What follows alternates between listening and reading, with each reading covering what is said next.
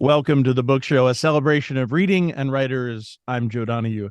National Book Award winning author Alice McDermott's latest Absolution is the account of women's lives on the margins of the Vietnam War. American women, American wives have been mostly minor characters in the literature of the Vietnam War, but in Absolution, they take center stage. Tricia is a shy newlywed married to a rising attorney on loan to Navy intelligence. Charlene is a practiced corporate spouse and mother of three, a beauty and a bully. In Saigon in 1963, the two women form a wary alliance as they balance the era's mandate to be helpmeets to their ambitious husbands with their own shaky impulse to do good for the people of Vietnam. Alice McDermott is the author of 9 novels, all published by FSG, including Charming Billy, winner of the National Book Award, and That Night, At Weddings and Wakes, and After This, which were finalists for the Pulitzer Prize. Again, the new novel is Absolution, and it is a delight to welcome Alice McDermott back to the Book Show. How are you? I'm well, thank you. Thank you for having me again. It's wonderful to have you back on the show. I adored this book. It was such a pleasurable read. This is referred to in the introduction, but I've never read this story before. I've never heard about these people before. I've never heard the thoughts of women like this before. What brought you to that point? Oh, my goodness. Well, thanks for that question. Yeah, the origins, as a fiction writer myself, I'm always a little skeptical about fiction writers talking about the origins of their stories because, we polish them a little bit after the novel's been written. I think we talk with way too much certainty about where novels come from. But there are sort of two things that I think I can honestly say were starting points for this particular story. One was Graham Greene's The Quiet American, which I probably read for the first time when I was 18 or 19, before the fall of Saigon, before the conclusion of our adventures in Vietnam, but certainly at a time when the catastrophe of Vietnam was very much on everyone's minds. And I remember thinking even then how prescient Graham Greene had been about the political situation and America's involvement in Southeast Asia. The Quiet American was published in the mid 50s, and he really saw the mistakes that we were going to make. And yet, for all his political wisdom, the women in the book do not portend the women's movement at all. Graham treats them with a very male eye. They're very dismissive. The Vietnamese women are childlike and China doll like. There's one particular scene where the narrator, the hardened British journalist, the cynic, glances over in a milk bar and sees two young American women, obviously working for the State Department or the embassy or whatever.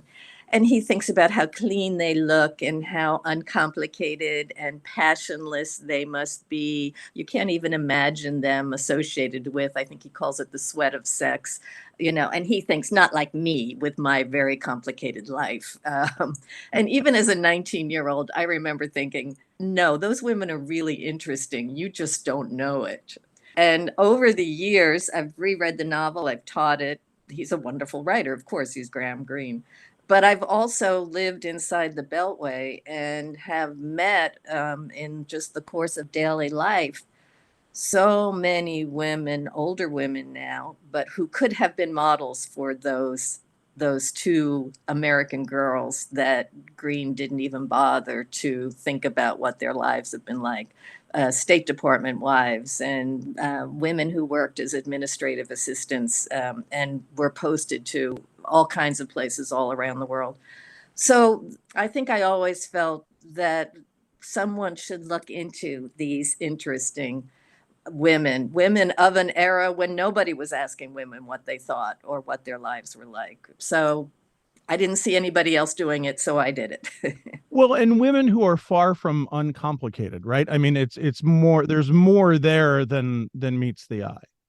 Yes, and again, at an era when, these are women who came of age in the 50s and the 60s when nobody was, it's not, I can't just blame Graham Greene. Nobody was pausing to say, who are you? And is this really the life you want? The narrow paths that these women were offered, women who were ambitious and complicated, as we all are, we human beings. It seemed to me that there was a rich kind of behind the scenes story to be told about these women who had come of age in this really confining atmosphere, and yet were living on the precipice of tremendous change. 1963, not only in Vietnam, in human history, is an amazingly pivotal year. So in some ways you can say 63 was just that last moment before the women's movement started saying, you know what, you should pay attention to these women. You know what, Right. to the women, you don't have to be a helpmeet to your husband. So the time also interested me tremendously. The novel is mostly narrated by Trisha and follows both her and Charlene as they do their work and deal with issues of their lives, but they're also interacting with their Vietnamese counterparts, which gives an idea of what is to come and the violence that is to come. It was important to me that the story was not simply a historical novel sort of told as it happens. Not just that the initial events are taking place in 1963, but they're being recalled from a present age. Not only the way we were is what Trisha is looking back on, but all we have learned since. So the balance of, sort of a limited point of view, an innocence, American innocence, female innocence about where they were and what they were doing, somehow spiced by the realization of what was to come. So it's not simply a historical recreation of as it happened. It is, in some ways, more of a faux memoir, looking back from some distance on this time and place with the full knowledge of what was to come. I hope you take this as the compliment, the deep compliment that I mean it to be. But I could read your take on a baby vomiting on a woman, like just 50 pages. You do such an incredible job with something that is a simple momentary thing that I think has happened to most of us, and yet just brings such clarity to it and a context to it that is so deep and rich and really beautiful writing. Well, thank you. The other choice I suppose I had, to look at women in this time and place and age and their lives since, was to look at the most interesting women, the spies. Right. They were there. There were some wonderful female journalists who were covering Vietnam. They didn't get the credit, of course, that the men got at the time. But it was important to me that these were the women who we really hadn't heard from. And what were they doing? They were doing women's work. They were raising children. No matter where their posting was, no matter where their husbands' careers brought them, their duty was to have bake sales for the American school, to have children and to take care of them. So that, yeah, isn't it wonderful, the universal experience of having a small child spit up on you? Regardless of time or place or the point in history, this was the work, and still is the work, of women, because women are having the children, women are Right. mothers. So that was important to me, that it's not, let's look for the female characters whose lives and adventures paralleled male characters. Let's look for the female characters who were doing the work, the woman's work that is in some ways eternal and timeless. Babies throwing up is part of that. Alice McDermott is our guest on this week's book show. The new novel is Absolution. It is published by FSG. The way that the story is told by Trisha, how did you reach that talking to another generation? I suppose there was something intuitive. I don't think it was any more conscious than that. When I began to write the novel, I sort of understood immediately that women of this era, coming of age through the 50s, all the strictures of what was expected of women. Also, that she's from a working class family, first in her family to go to college, an Irish Catholic working class family, so all the extra strictures, that I understood right away that this is not a woman who would write a memoir. This is not a woman who would, even in her 80s, say, somebody has to hear my story because I have an interesting story. And that may have been from experience, too, of my own meeting and chatting with such women in real life here inside the Beltway. So I knew that she had to be invited to tell her story. She would tell it, but only if someone said, tell me about that time and place. So right away, I heard her voice as a reply to somebody's invitation. And then as I wrote, I realized the invitation would come from a woman of the next generation who was a child in Saigon at the same time. And the invocation of Trisha's story was this child, also as now as an adult and an aging woman, saying, do you remember me? Do you remember my mother? And so the novel begins with Trisha beginning to reply. But of course, what happens is all of us, when we're invited to tell our stories, if we talk enough, we start saying things we didn't know we were going to say, the parts of the stories we didn't even know we were going to reveal. I hadn't thought of this until you just said that, but is the book is brought up is broken up into three sections, and the first is the longest section. It makes up the majority of the book. Is that really that reason? Because you let that character go to tell the story, and it was a discovery as to what the character had to say. Sure. I mean, it's in some ways, I think of it as a faux epistolary novel. I mean, nobody would write a letter that long. And if they did, nobody else would read Would read it. it, right? It's like, could you just get to the point? So it's a construct, which sort of, you know, something that I think fiction can do. We writer and reader agree, I know this isn't strictly realistic. This is a narrator speaking to another character, and they're both fictional. There's a wonderful phrase that John Cheever uses about a first person narrator.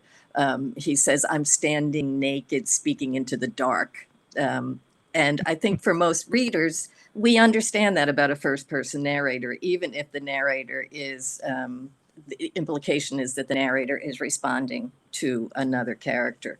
So, yeah, so it was this call and response. The initial invitation is not in the book, it begins with Trisha's reply, but Rainey response. Here's my mother's life since Saigon. Here's my life since Saigon. And in that response, I think Trisha, which is the third section, begins to tell the truth. She begins to offer some parts of the story that I don't think she had any intention of offering when she begins with, there were so many cocktail parties in those days. And what was your intention early on? Did that come as a discovery to you? Yes, in some ways. In some ways. Really all I knew when again, this impulse to look at these lives, to look at these women, to there's the fascination with women on the periphery of huge historic events, periphery of war, periphery of all the intrigues that men are involved in. But all I really knew was I wanted to write an origin story for a Barbie doll wearing an ao dai, the Vietnamese traditional dress. I was at a cocktail party myself, a real one, here inside the Beltway, chatting with a woman whose husband had been in Saigon. And she mentioned This was some years ago, before Barbie had her own movie, many years. Um, and she mentioned that she and her friends were selling these little outfits for Barbie dolls. The Barbie dolls were a fairly new thing then.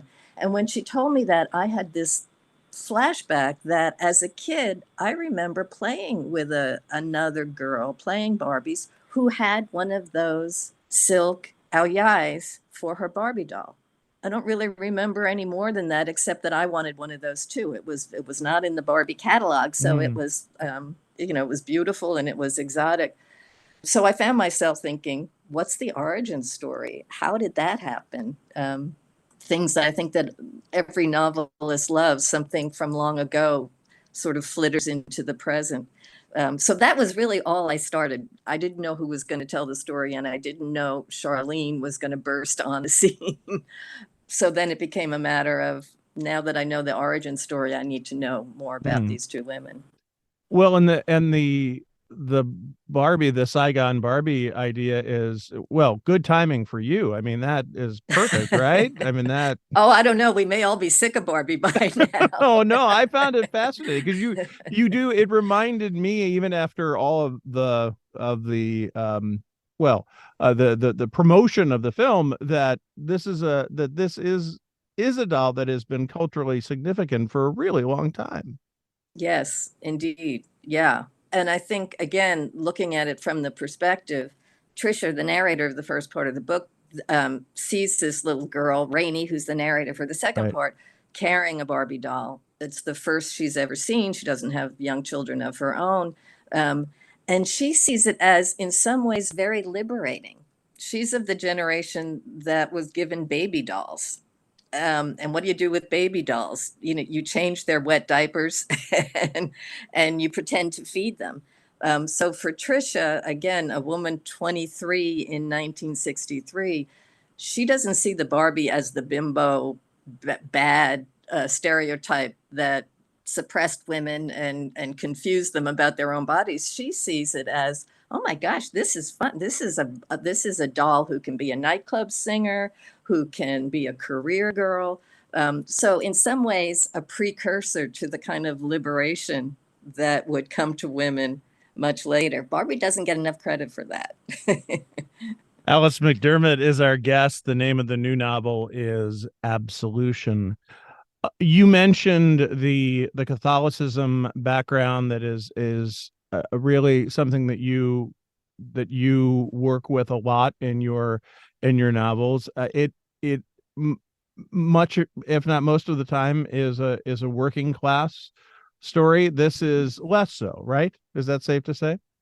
Yes, except that the circumstances, the historical circumstances of the novel, this was indeed a moment when there was a Catholic president in the United Right. States and a Catholic president in Vietnam.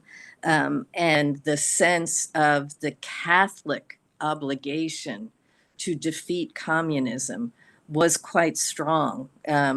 So even if I wanted to leave the Catholics out of this novel, the the reality of Vietnam in 1963 and the United States in 1963 um, means Catholicism is in some way a driving force for these people who thought they were doing the right thing. Um, the novel mentions that there was a sort of tongue in cheek. The CIA was called the Catholic Intelligence Agency, and that's historically correct. That there were many Catholics, especially Irish Catholics, recruited by the CIA because of a strong and sincere belief that to defeat communism was to do God's work. As a matter of fact, their very strong belief that Mary herself, the mother of God, had come to earth and had appeared in a field in Portugal, Our Lady of Fatima, to tell us, you got to get rid of the communists.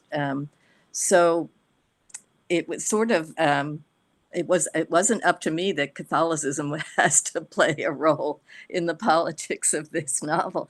That's just what I found. That's just the world as it was, and since I'm writing realistic fiction, I had to confront it. And as your character is dealing with issues of infertility, there's a scene where the where Jacqueline Kennedy has a miscarriage, and Mhm. the question is, well, has anyone told her yet? And I just, that's still shocking to me. I as I was Isn't reading that this, incredible? like, no, no one told her yet. She doesn't know yet. Yeah. Yeah. And again, this is the, it's so easy. I mean, yeah, it's many decades ago now, but um, also not that long ago. And the sense of astonishment from younger readers and younger women about the strictures of that time and place, that men didn't share their lives, their careers with their wives. And that is, again, this is something that actually happened. That when Jacqueline Kennedy's son, Patrick Bouvier Kennedy, died a few days after birth, at the press conference announcing his death, the question was asked, has Mrs. Kennedy been told yet? Hmm. There was a press conference held so that the world could know before she was told. And that whole sense of women's lives taking care of the small things and the men doing the big things, along with the astonishment that I hear from young readers, young women readers saying, "Oh my God, women didn't really wear stockings in Saigon." When they went to parties when it was 100 degrees. Don't tell me that can't be true. They didn't use hairspray and dress shields, and stockings and garter belts and girdles, to go to a party when it's 100 degrees in Southeast Asia. Yeah, they did. Yeah, they did. They had to. They had to, because if you didn't, it didn't look good for your husband. What about the men of your book? How do you look at them as characters, and the, for want of a better term, challenge of writing their characters? Yeah, I mean, again, there was this sense that what the men were doing. One of my favorite plays, again from the time I was an undergrad, is Tom Stoppard's Rosencrantz and Guildenstern They're Are Dead. dead, right? And that wonderful sense of the play is happening out there, but we're following the people who are off stage. We're following the minor characters, and that's always intrigued me. So in a lot of ways, I think what the men are doing, the spouses anyway, in Vietnam in '63 and even later, is that's what's going on stage. That's the stuff we know. That's the stuff that many brilliant writers have dealt with. Um, what the women are doing is backstage. They're the minor characters, and yet uh, there's one character. He spans the story.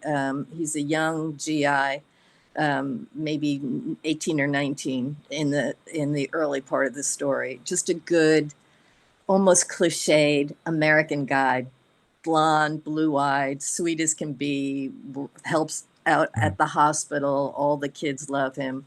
And then in Rainy's story, we see him as an older man, but also still good. And I suppose he's the balance between the spouses, the oil executive and the nefarious work of the lawyer turned CIA investigator.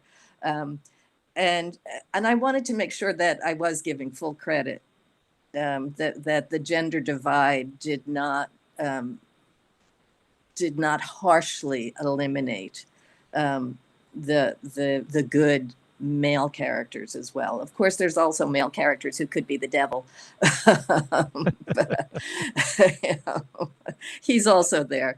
Absolutely. So yeah, the male characters aren't. I didn't want to do to the male characters what Graham Greene did to the female Female characters. characters. That makes I sense. wanted to give them their full humanity as much as I could as well. Anne Patchett, when she blurbed the book, said that that Absolution is a moral masterpiece. What do you make of that? My goodness, Ann Patchett has been like my guardian angel. She's been so generous in talking about this book. in some ways it speaks to my hope, or my attempt anyway, to look at these sort of familiar historical moments, through the eyes of these minor characters, but also something I think that's spurred more by where we find ourselves now in our divisions and in our certainties about who was wrong in the past, or who's wrong now and who's right. That idea of looking at the past, the long past, the not so distant past, and kind of shaking our fist at it. You guys, you should have known better. If we had been there, we would have known better. And I guess the moral dilemmas, that the novel brings up, are really those that praise and blame doesn't really apply. It's more complex than that. We know all the missteps that were being made, in those early days before Vietnam descended into such a mess for us. But we also need to be reminded that those mistakes were made with good intentions. Those mistakes were made with nefarious intentions. It's complicated. Blame is not really productive. At some point you have to understand the complexity of doing good and the complexity of bad outcomes, because we're failed human beings. We don't often get it right. And blame maybe is not the productive way to look at either the past or the present. The new novel is Absolution. It is by Alice McDermott. It is published by FSG. Alice, what a delight to speak to you. Thank you so much for being with us and sharing with us. Thank you. Thanks. Thanks for such a good reading. Again, Alice McDermott's new novel is Absolution. It is published by FSG. Thanks to our producer, Sarah LeDuc. Write to us at book@wamc.org. The latest on national production programs is available via the Airwaves newsletter at wamc.org and on social media at WAMC Radio. Bookmark us for next week, and thanks for listening for The Book Show. I'm Joe Donahue.